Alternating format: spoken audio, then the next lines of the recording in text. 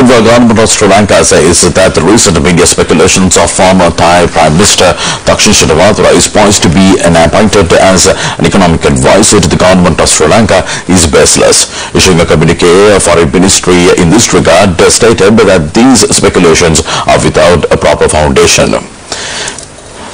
The government of Sri Lanka assures that such speculation will not in any way affect the excellent bilateral relations that exist between Sri Lanka and Thailand. Thai Foreign Minister Mr. Kazi Premier, during a telephone conversation with Sri Lankan Foreign Minister Bogalagam, had assured that he would not allow any room for jeopardizing the warm relations that exist between the two countries. Both ministers also discussed the ways of future cooperation as well. This is a special segment compiled in connection with the presidential election 2010.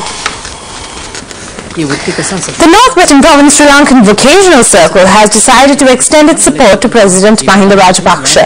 The members of the Vocational Circle joined the UPFA at a meeting held under the auspices of Presidential Secretary Lalit Veeratunga. Minister S.P. Navina and the Governor of the Northwestern Province Tisabalala were also present, and the Nidahas Taruna Trade Unions Organisation also has decided to support President Mahinda Rajapaksa at the forthcoming presidential elections. They said that they had taken this decision in order to strengthen the Mahinda Chintanaya concept. Several UNP activists from the Horo Patana electorate joined the UPFA at a meeting held under the auspices of Minister S.M. Chandrasena.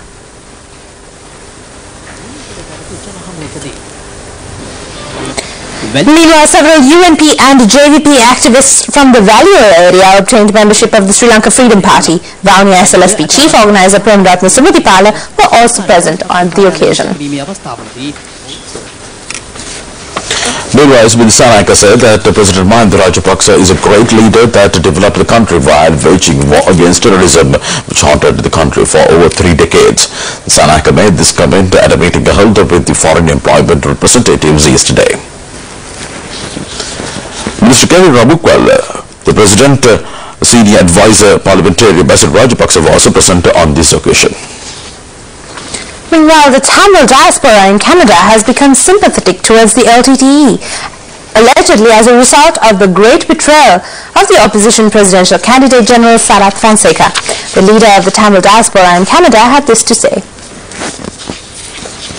As the war ends, Canada was continuously having a good relationship with the Sri Lankan government, and we had a very influential and a very helpful High Commissioner in Sri Lanka now, a Canadian High Commissioner, Bruce Levy, and he was very helpful. They even relaxed the travel advisory against Sri Lanka. But as soon as the General Sarath Fonseca make that statement, this image start to shatter, and the changes has taken place. As an example, when I was coming here last November to this country, Sri Lanka, I saw there was a LTT ship coming into Vancouver, BC with 78 LTT cadres. We told Canadian government that these individuals are LTT cadres and don't accept them as asylum seekers. So what they did was they instead of having a immigration inquiry, they had a criminal inquiry on them, and they arrested them. They kept them in the custody, and while they were keeping in the custody, all of a sudden General Sarath Fonseca made this statement about this white flag incident, and all of a sudden Canadian government had to change their mind, and what they did was they give asylum to these 78 cadres.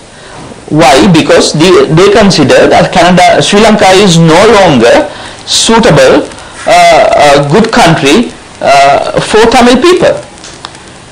That is the image that they have now, as soon as the General Sarath Fonseca made this statement. Take a look at more local stories. A curfew imposed in the Jaffna Peninsula and the suburb islands during midnight will be lifted with effect from midnight today.